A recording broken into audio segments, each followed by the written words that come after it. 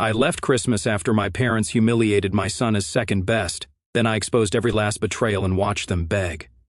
At Christmas, after our family reunion, my parents gave my son a pen, but other grandchildren received new phones. Then my son asked me, crying, "Dad, grandparents do not love me?" Then my dad said, "Other grandchildren deserve because they are the children of our best daughter. We just left." The next day they were in for a surprise that made them come and beg me, but after 11 months of silence, we returned to my parents' house as if nothing had happened. But everything had. Last Christmas ended with a slammed door and my father saying something I would not repeat in front of my child. We have not spoken since. No phone calls, no texts, not even when my wife was in the hospital for 2 days in August. The only reason we were here now was because of my grandmother. She had called every week for months, asking me to forgive and forget, reminding me that family does not last forever. She did not know everything they had said about my wife when they thought we were not listening, but she knew enough, and she loved them anyway. So I agreed for one night just to make her happy. I told my wife we would stay 1 hour, maybe 2. We would show up, eat, smile, and leave. No drama. That was the plan. Emily, my sister, opened the door. Big hug, 2 kisses on the cheek. Her kids ran out screaming Leo's name like they had just seen him last weekend. They had not seen him since the summer before last. That much time had passed. Inside, everything looked the same. Same ornaments, same mismatched chairs around the table. My mother even made the sweet potato dish my wife likes. The first time she had made it since we were married. It was almost as if they were trying. The dinner was not terrible. There was polite conversation, mostly about Emily's new job and Jake's promotion. I said almost nothing and my wife smiled through it like a professional. Leo was quiet, picking at his food and whispering to his cousin about something under the table. It was almost like a normal Christmas. Then came the presents. They passed them out one by one, starting with Emily's kids, new iPhones, each of them.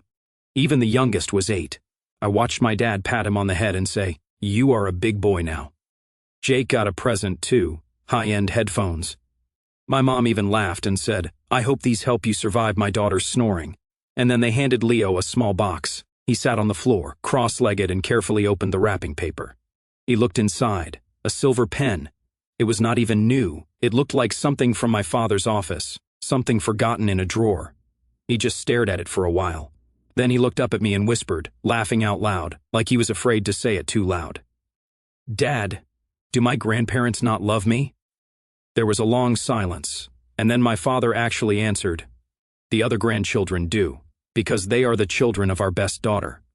No one laughed. No one gasped. My mom did not flinch.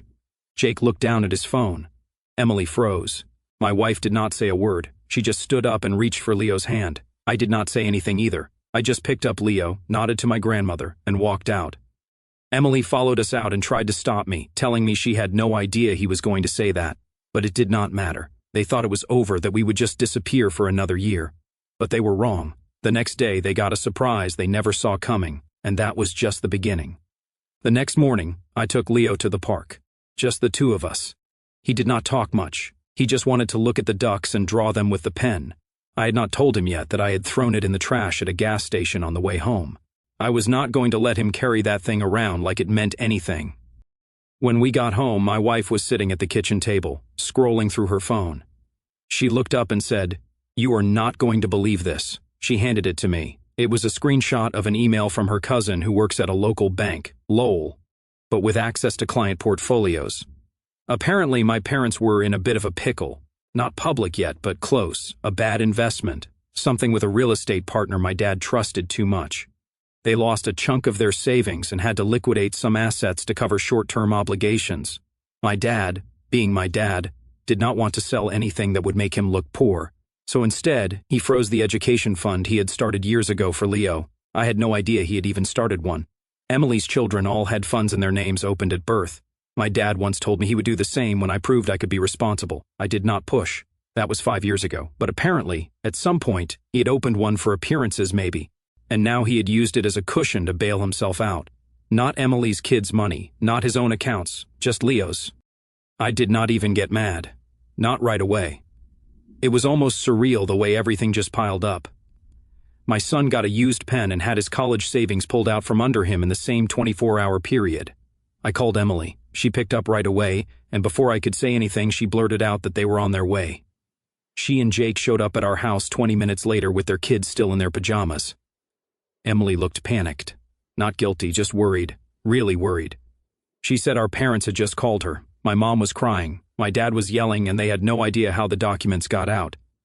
Apparently, my mom had gone into their joint savings that morning and found it more depleted than she remembered. She asked him what had happened.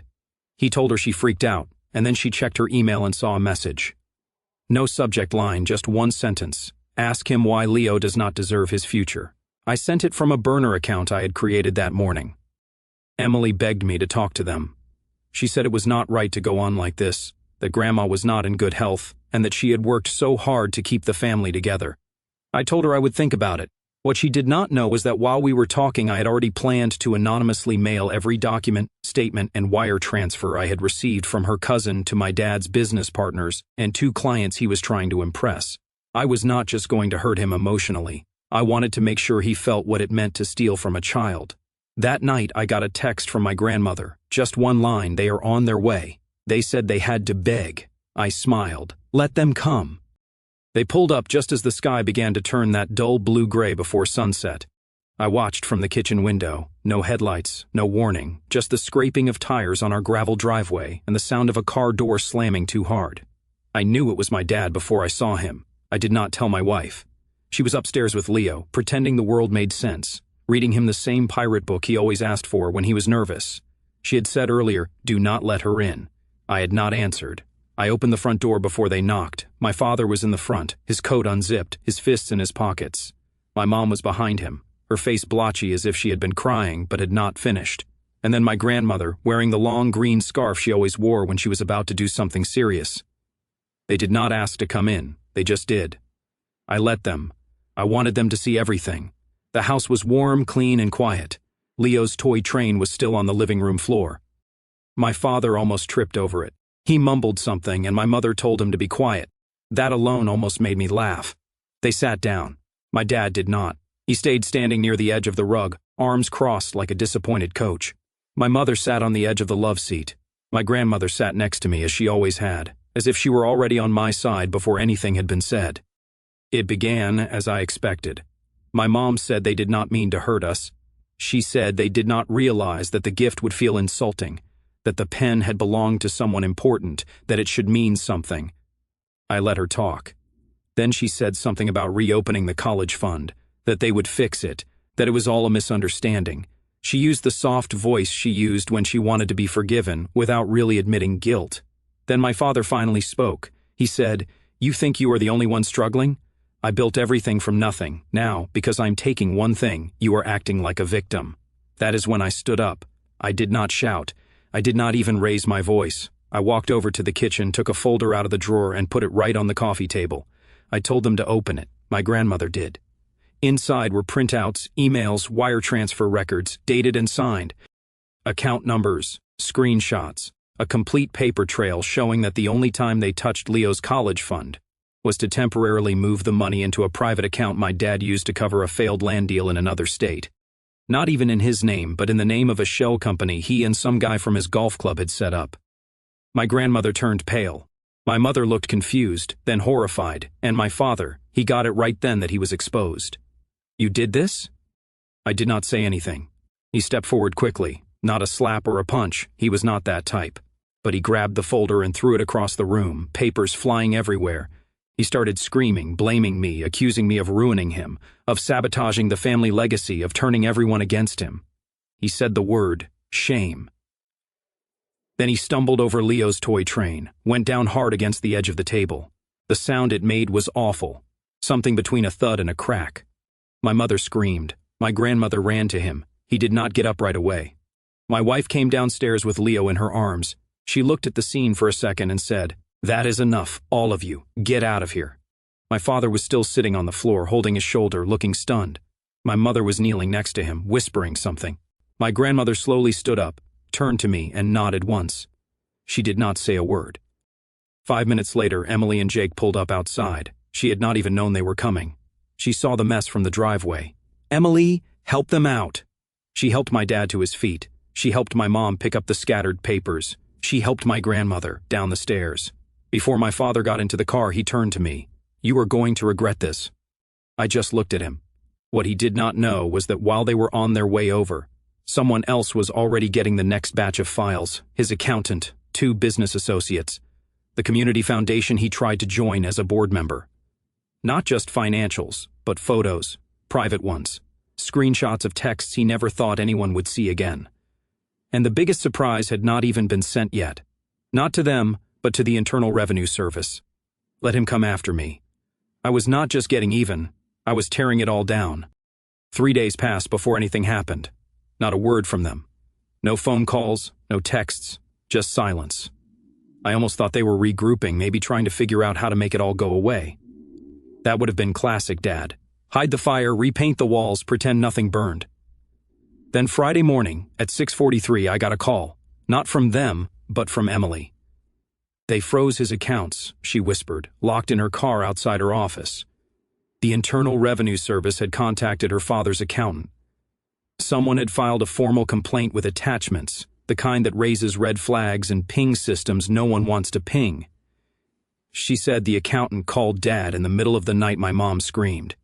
Grandma locked herself in her bedroom and told them not to come in. I kept quiet, let her talk.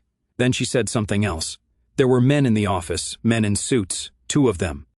They showed up that morning asking questions about shell companies and asset concealment.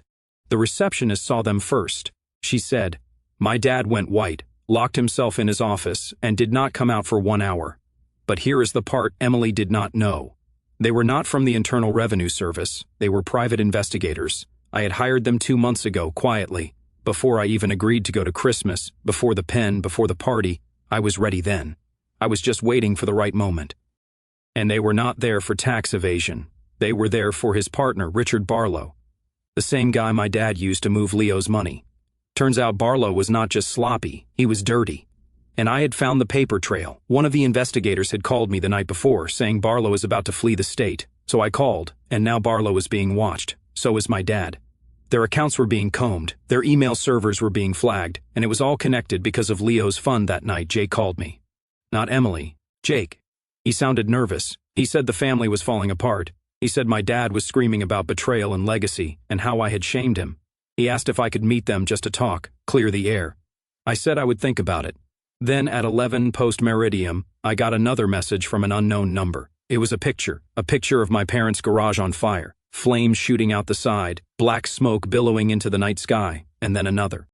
My dad standing in the street in his bathrobe, screaming into his phone as firefighters tried to hold him back. Another photo followed. Just a sentence written on cardboard, propped up on their front lawn, ask him what else he stole.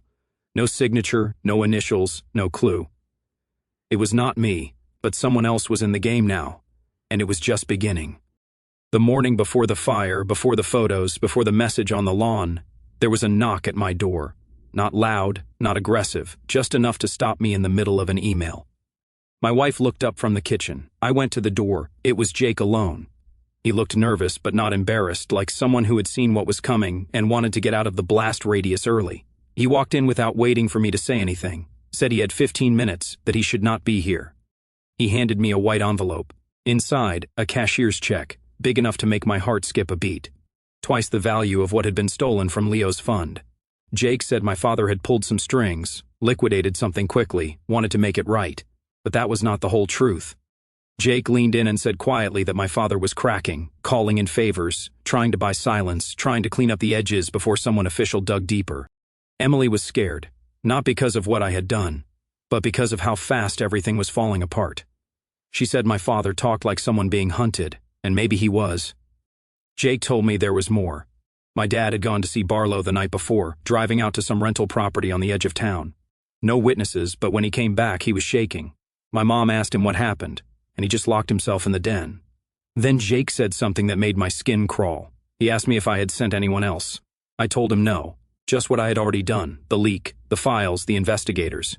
Jake nodded slowly, then someone else came into the picture because 2 nights ago, a box showed up at their door.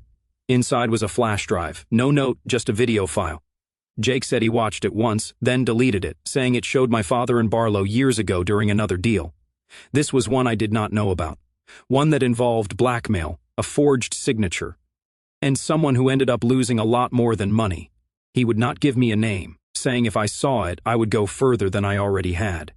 He said maybe that was the point. I asked why he was telling me this. Jake hesitated. Then he said that Emily was worried that I had gone too far, but he was more worried that I had not gone far enough. He feared that if I stopped now, they would spin it. They would find a way to come out the other side and pretend it never happened. That Leo would grow up hearing a version of the story where his father was unstable and his grandfather tried to help. He looked at me again and said, "If you are going to end it, end it. Just make sure they cannot rewrite it later." Then he left, and I stood there with the check in one hand and every reason not to accept it burning in the other. I did not cash it. Instead, I went to my computer, opened a secure folder, and found the file Jake said he had deleted. He had not. He had sent it to me 5 hours before he had shown up, and what was in it was not just shady, it was criminal, and now it was not just about Leo's future. It was about justice, and making sure none of them ever felt safe lying again. The morning after the fire, I sat on the porch with a cup of black coffee that I had barely touched. The phone buzzed next to me. 10 missed calls from Emily. One from a number I did not recognize. A text finally came through. "He wants to see you one last time." I did not answer right away. I just stared at the message while Leo played with his dinosaur figurines on the porch steps, humming to himself, unaware that our lives had just changed forever. Late that afternoon, I told my wife I was leaving. She did not say much, just nodded and kissed me on the temple. She knew it was the last loose thread I had to tie. They stayed in a cheap hotel off the freeway. Not the kind of place my parents had ever set foot in, but their house was uninhabitable. The insurance was already giving them a hard time, and the cause of the fire was being treated as arson.